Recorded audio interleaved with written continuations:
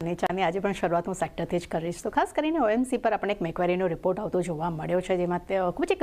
upgrade અહીંયા આપણને reports આવતા જોવા મળ્યા છે આઈઓસી માટે તેમને રેટિંગ અપગ્રેડ કરીને આઉટ પરફોર્મ કર્યા છે ટાર્ગેટ્સની અગર વાત કરશું તો તેમને ₹150 પ્રતિ શેર કર્યા છે બીપીસીએલ માટે પણ રેટિંગ અપગ્રેડ થતા જોવા મળ્યા છે આઉટ પરફોર્મ રેટિંગ આપ્યા છે અને તેમને લક્ષ્યાંક તેમને ₹320 પ્રતિ શેર કર્યા છે ત્યાં જ બીપીસીએલ માટે આઉટ પરફોર્મ રેટિંગ જે છે તેમને યથાવત રાખ્યું છે અને ટાર્ગેટ તેમને ₹410 પ્રતિ શેર કર્યા છે તેમનું માનવું છે કે નજીકના ગાળામાં રશિયન ક્રૂડ સોર્સિંગ અને પ્રાઇસિંગની અસર જે છે તે લિમિટેડ અહીંયા જોવા મળવાની તેઓ અપેક્ષા રાખી રહ્યા છે તે સાથે જ ક્રૂડની કિંમતોમાં જે નરમાશનો આઉટલુક જોવા મળી રહ્યો છે અને સાથે કંપનીની જે ક્ષમતા વિસ્તારથી એક સપોર્ટ જે છે તે આવનારા સમયમાં જોવા મળી શકે છે અને એટલું જ તેમનું એ પણ કહેવું છે કે પોઝિટિવ થિસિસ માટે એમક્યુના બેરિશ ક્રૂડ પ્રાઇસ આઉટલુક પર તેના પર આધારિત રહેશે અને તે સાથે ઓએમસીની ક્ષમતા વિસ્તાર છે તેની યોજના પર પણ ખાસ ફોકસ રાખવાનું રહેશે સાથે એલપીજીની જે અંડર રિકવરી જે હજુ પણ અહીંયા જોવા મળી રહી છે પરંતુ સાથે તેમને એ પણ કહ્યું છે કે મજબૂત પરિણામના આઉટલુક મુજબ તેમને પોતાની પસંદગીની ક્રમાંક જે આપી છે તે સૌથી પહેલો ક્રમાંક આવે છે તેમાં એચપીસીએલ ત્યારબાદ બીપીસીએલ અને થર્ડ છે આઈઓસી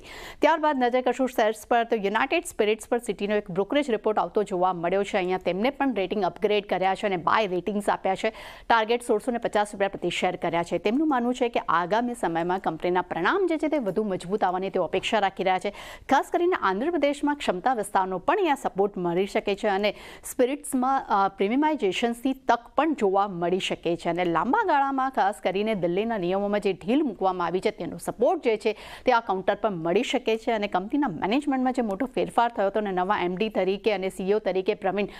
સોમેશ્વરની જે નિયુક્તિ કરવામાં આવી છે તેની વ્યૂહરચના પર પણ ખાસ ફોકસ રહેશે એટલે પોઝિટિવ રિપોર્ટ્સ પણ અહીંયા કહી શકાય અને છેલ્લે રિપોર્ટ પર નજર કરશું છે ડિલિવરી પર મેકવારીના રિપોર્ટ પર આઉટ પરફોર્મ રેટિંગ આપ્યા છે લક્ષ્યાંક ₹380 પ્રતિ શેર કર્યા છે તેમનું માનવું છે કે નિફ્ટી સ્મોલ કેપ ઇન્ડેક્સ જ્યાં 17% તૂટી હતી તેની સામે આ શેર જે તે સપ્ટેમ્બરના ઉચ્ચતમ સ્તરથી 40% તૂટી ચૂક્યો છે અને સામે મિસોના